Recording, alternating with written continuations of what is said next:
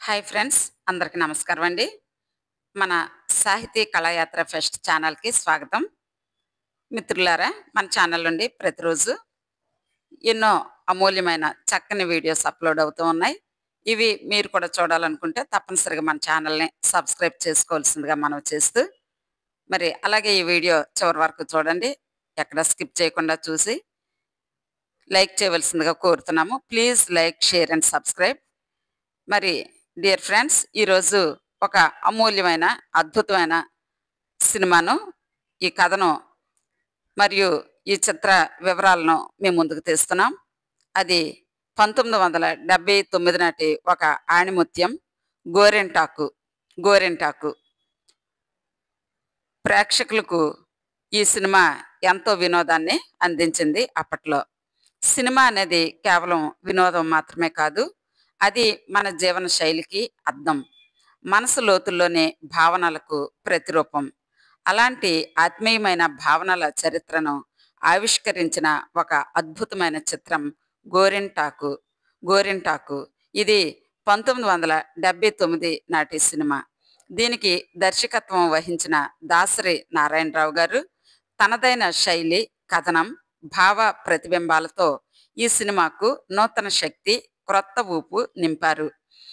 ఈ చిత్రం మనసుకు హత్తుకునే సంగీతంతో, సజీవమైన నటనతో, భావావేశాలతో ప్రేక్షకులను ఒక ఊహాజనితమైన లోకంలోకి తీసుకువెళ్ళేలా చేసింది. ఇప్పుడు మనం ఆ అందమైన లోకంలోకి, ఆ శుభ్రమైన అనుబంధాల గాథలోకి అడుగు పెడదాం. మిత్రులారా, గోరింటాకు 1979 సంవత్సరం నాటి ఈ చిత్రం దాసరి నారాయణరావు గారితో దర్శకత్వంలో వచ్చింది. ఈ సినిమా పరిచయం మీకోసం. గోరింటాకు 1979లో విడుదలై తెలుగు సినిమా చరిత్రలో తనకంటూ ప్రత్యేకమైన స్థానం సంపాదించిన ఒక అపూర్వమైన కుటుంబ కథా చిత్రం. దాసరి నారాయణరావు గారి దర్శకత్వ ప్రతిభతో ఈ చిత్రం ప్రతి దృశ్యానికి ప్రాణం పోసింది. ప్రధాన పాత్రలలో శోభన్ బాబు గారు, సుశీల గారు, జయసుధ గారు, మోహన్ బాబు గారు, సత్యనారాయణ గారు తదితరులు నటించి పాత్రలను నిజమైన జీవంతో మిళితం చేశారు. కుటుంబ బంధాలపైనే కాదు, ప్రేమ, త్యాగం, బాధ, ఆప్యాయత ఇవన్నీ ఈ చిత్రంలోని ప్రతి ఫ్రేమ్లో ఉట్టిపడుతూ ఉన్నాయి. ఈ సినిమాకు సంగీతం అందించిన వేదనాయిక గారి పాటలు భావజాలాన్ని హత్తుకునేలా అలరించాయి.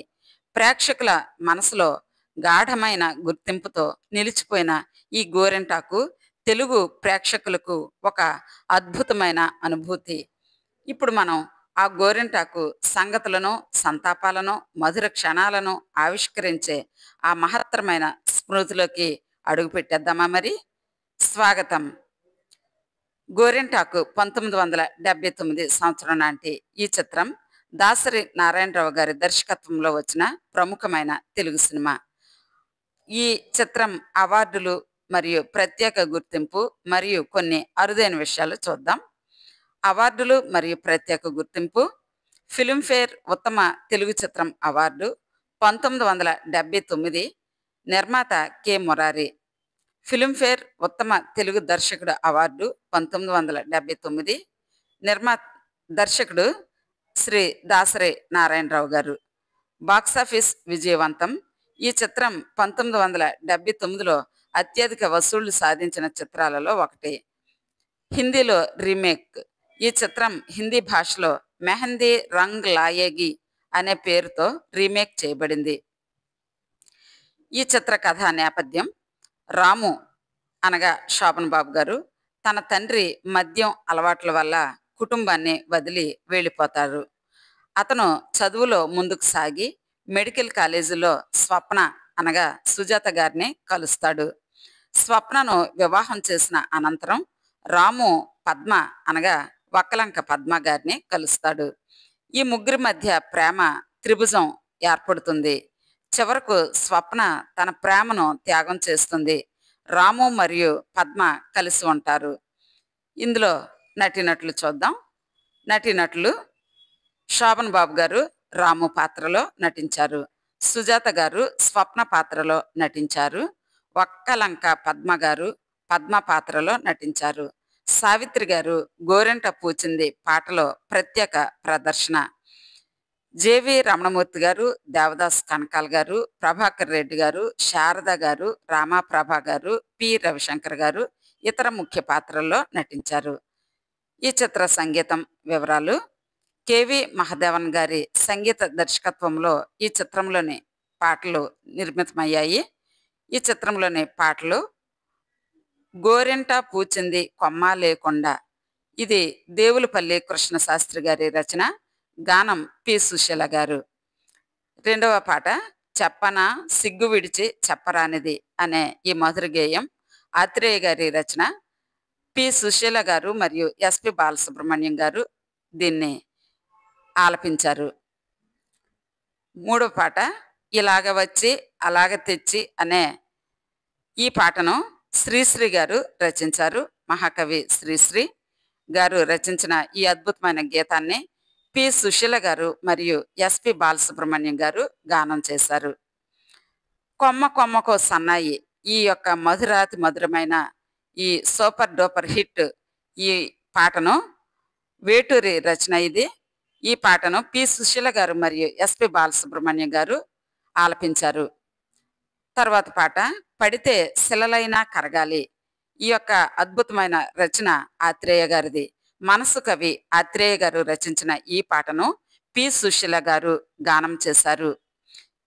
మిత్రులారా, ఈ చిత్రం గురించి మరికొన్ని అరుదైన మరియు తెలియని విషయాలు, రేర్ ఫ్యాక్ట్స్ ఇప్పుడు చెప్పుకుందాం. ప్రారంభ సన్నివేశాలు నలుపు తెలుపులో అంటే బ్లాక్ అండ్ వైట్లో ఉంటాయి.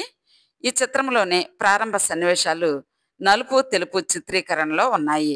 ఇది ఆ కాలంలో ఒక అరుదైన ప్రయోగం. తర్వాత విషయం, పద్మ పాత్రలో వక్కలంక పద్మ గారు. పద్మ పాత్రను ప్రముఖ గాయని వక్కలంక సరళ గారి కుమార్తె వక్కలంక పద్మ గారు పోషించారు. తర్వాత విషయం, పి రవిశంకర్ బాలనటుడిగా ఇందులో నటించారు. పి రవిశంకర్ గారు ప్రముఖ నటుడు మరియు డబ్బింగ్ ఆర్టిస్ట్. ఈ పి రవిశంకర్ గారు ఈ చిత్రంలో శోభన్ బాబు గారు చిన్ననాటి పాత్రను పోషించారు. తర్వాత విషయం, సావిత్రి గారు ఒక ప్రత్యేక ప్రదర్శనలో ఇందులో మనకు కనిపిస్తారు. గోరింట పూచింది కొమ్మ లేకుండా అనే పాటలో సావిత్రి గారు ప్రత్యేక ప్రదర్శన ఇచ్చారు. ఇది ప్రేక్షకుల మధ్యలో ఎప్పటికీ చిరస్థాయిగా నిలిచిపోయే విషయం. ఇక దర్శకుడి మార్పు. ప్రారంభంలో ఈ చిత్రానికి కెఎస్ సేతు మాధవన్ దర్శకత్వం వహించాల్సి ఉంది. అయితే సంగీత దర్శకుడి ఎంపికపై అభిప్రాయ భేదాల వల్ల ఆయన ప్రాజెక్ట్ నుండి తప్పుకున్నారు. దీంతో దాసరి నారాయణరావు గారు దర్శకత్వ బాధ్యతలు స్వీకరించారు. ఈ చిత్రంలో ప్రధాన పాత్రలు మరియు నటీనటుల వివరాలు తెలుసుకుందాం. ప్రధాన పాత్రలు రాముగా శోభన్ బాబు గారు నటించారు. కుటుంబ సమస్యల కారణంగా ఇంటిని వదిలి వెళ్ళి విద్య ద్వారా ఎదిగిన వ్యక్తిగా ఇందులో శోభన్ బాబు గారు రాము పాత్రలో మనకు కనిపిస్తారు. ఇక స్వప్న పాత్రలో సుజాత గారు అద్భుతంగా నటించారు. సుజాత గారు స్వప్న పాత్రలో రాముతో అనగా హీరోతో ప్రేమలో పడిన యువతి, కానీ కుటుంబ ఒత్తిడితో ఇతర వ్యక్తిని వివాహం చేసుకుంటుంది. ఇక వక్కలంక పద్మ గారు నటించారు. ఈమె రాముతో ప్రేమలో పడిన యువతి, చివరికి రాముతో కలిసే వ్యక్తి ఈమె. కథా సారాంశం చూద్దాం మిత్రులారా. ఈ గోరింటాకు చిత్ర కథా సారాంశం మీకోసం. రాము పాత్రలో శోభన్ బాబు గారు ఒక పేద కుటుంబంలో జన్మిస్తారు. ఆయన తండ్రి మద్యపానం అలవాటుతో కుటుంబాన్ని నిర్లక్ష్యం చేస్తారు. ఒకరోజు తండ్రి కొట్టడంతో రాము చెల్లెలు మరణిస్తుంది.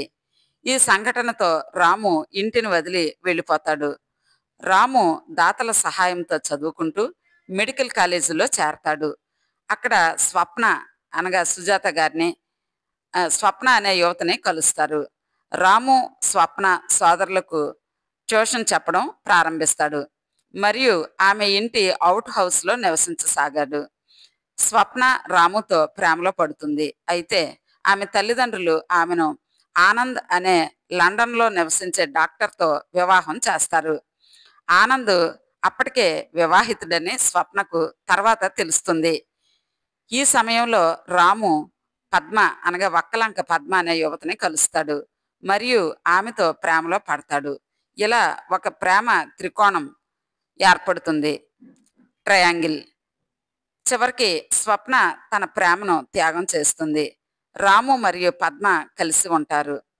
ఈ చిత్రం దాసరి నారాయణరావు గారి దర్శకత్వ ప్రతిభతో కుటుంబ సంబంధాల సున్నితతను, ప్రేమ త్యాగాలను హృదయంగా ఆవిష్కరించింది. కెవి మహదేవన్ గారి సంగీతం, దేవులపల్లి కృష్ణశాస్త్రి గారి పాటలు ఈ చిత్రానికి ప్రత్యేక ఆకర్షణగా నిలిచాయి. మిత్రులారా, ఈ గోరింటాకు సూపర్ డూపర్ హిట్ 1979వ సంవత్సరం నాటి ఈ చిత్రానికి ఒక 12 ముఖ్యమైన సన్నివేశాలు మీకోసం ఈ డైలాగ్స్ని అందిస్తున్నాం. సన్నివేశం 1, రాము ఇంటి వద్ద రాము తల్లి రాము బిడ్ ఈ విధంగా అంటుంది. రాము, బిడ్డ, చదువుకొని పెద్దవాడవై మన ఊరికి కీర్తి తీసుకురా. రాము, అమ్మ, నాన్నగారికి సహాయం చేస్తూ నీకు గౌరవం తెచ్చేలా ఎదుగుతాను.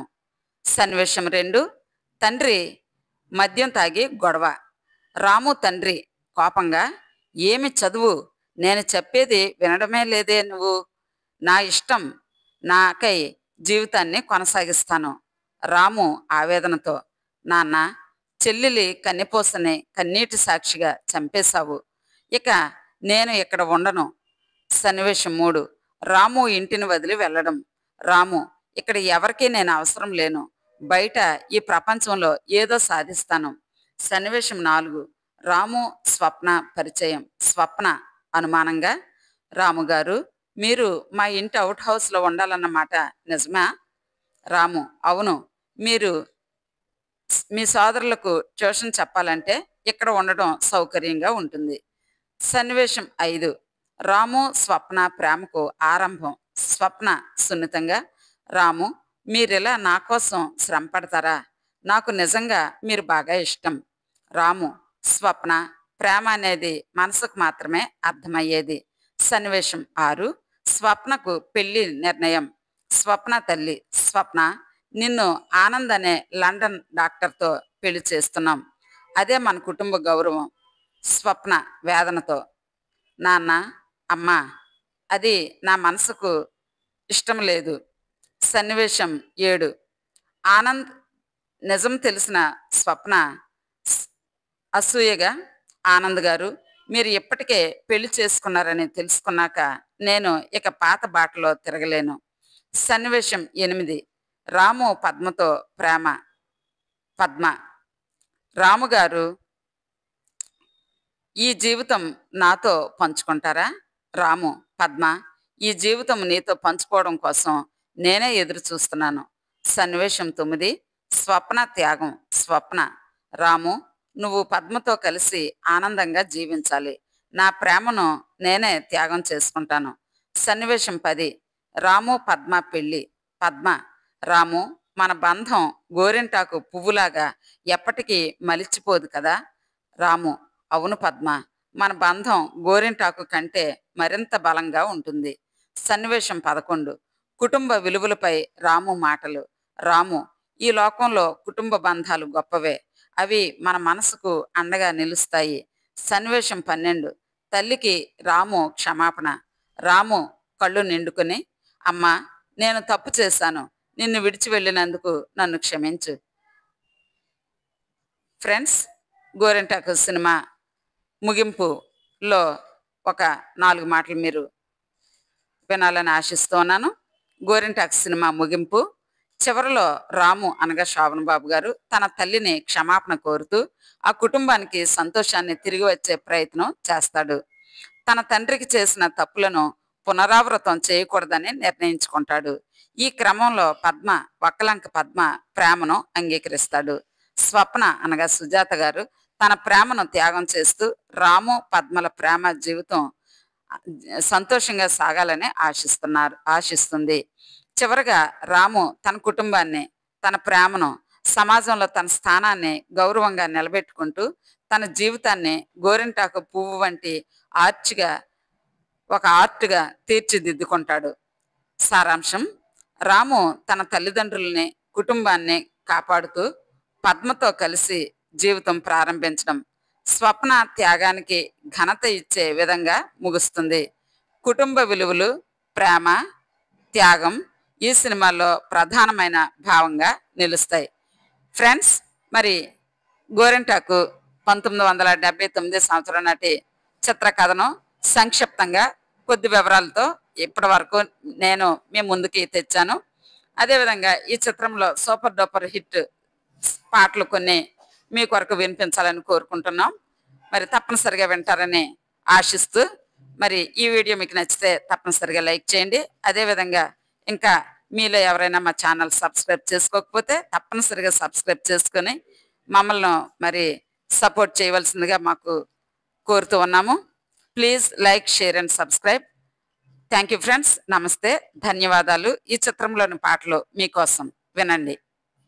కొమ్మ కొమ్మకు సన్నాయి కోటి రాగాలు ఉన్నాయి, ఏమిటి మౌనం ఎందుకీ ధ్యానం, ఏమిటి మౌనం ఎందుకీ ధ్యానం. కొమ్మ కొమ్మకు సన్నాయి కోటి రాగాలు ఉన్నాయి, మనసులో ధ్యానం మాటలో మౌనం, మనసులో ధ్యానం మాటలో మౌనం. కొమ్మ కొమ్మకు సన్నాయి మనసు మాట కందని నాడు మధురమైన పాటవుతుంది, మధురమైన వేదనలోనే పాటకు పల్లవి పుడుతుంది. మనసు మాట కందని నాడు మధురమైన పాటవుతుంది, మధురమైన వేదనలోనే పాటకు పల్లవి పుడుతుంది. పల్లవించు పడుచుదనం పరుచుకున్న మమతలు చూడు, పల్లవించు పడుచుదనం పడుచుకున్న మమతలు చూడు. పసితనాల తొలి వేకువలో ముసురుకున్న మబ్బులు చూడు. అందుకే ధ్యానం, అందుకే మౌనం, అందుకే ధ్యానం, అందుకే మౌనం. కొమ్మ కొమ్మకు సన్నాయి కొంటె వయసు కోరికలాగా గోదారి ఉరకలు చూడు, ఉరకలేక ఊగిసలాడే పడవకున్న బంధం చూడు. కొంటె వయసు కోరికలాగా గోదారి ఉరకలు చూడు, ఉరకలేక ఊగిసలాడే పడవకున్న బంధం చూడు. ఒడ్డుతోనో నీటితోనో పడవ ముడిపడి ఉండాలి, ఒడ్డుతోనో నీటితోనో పడవ ముడిపడి ఉండాలి. ఎప్పుడో ముడి ఎవరితో పడి పడవ పయనం సాగును మరి. అందుకే ధ్యానం, అందుకే మౌనం, అందుకే మౌనం, అందుకే ధ్యానం. కొమ్మ కొమ్మకు సన్నాయి కోటి రాగాలు ఉన్నాయి, ఏమిటి మౌనం ఎందుకీ ధ్యానం, మనసులో ధ్యానం మాటలో మౌనం. కొమ్మ కొమ్మకు సన్నాయి ఇలాగ వచ్చి అలాగ తెచ్చి ఎన్నో వరాలు మాలలు గుచ్చి నా మెడ నిండా వేశావు, నన్ను మనిషిని చేశావు. ఎలాగ తీరాలి మీరు నమెలాగ తీరాలి, ఎలాగ తీరాలి నీరు నమెలాగ తీరాలి. తీరాలంటే దారులు లేవా, కడలికి కూడా తీరం లేదా, అడిగినవన్నీ ఇవ్వాలి, అడిగినప్పుడే ఇవ్వాలి. అలాగ తీరాలి నా రుణమలాగ తీరాలి, అలాగ తీరాలి నా రుణమలాగ తీరాలి. అడిగినప్పుడే వరమిస్తారు ఆకాశంలో దేవతలు. అడిగినప్పుడే వరమిస్తారు ఆకాశంలో దేవతలు. అడగక ముందే అన్నీ ఇచ్చి నిన్నే పేరున పిలవాలి, నిన్నే పేరున కొలవాలి. అసలు పేరుతో నన్ను పిలవద్దు, అసలు కన్నా వడ్డీ ముద్దు. ముద్దు ముద్దుగా ముచ్చట తీరా పిలవాలి, నన్ను కొలవాలి. అలాగే తీరాలి నా రుణమలాగ తీరాలి. అలాగే తీరాలి నా రుణమలాగే తీరాలి.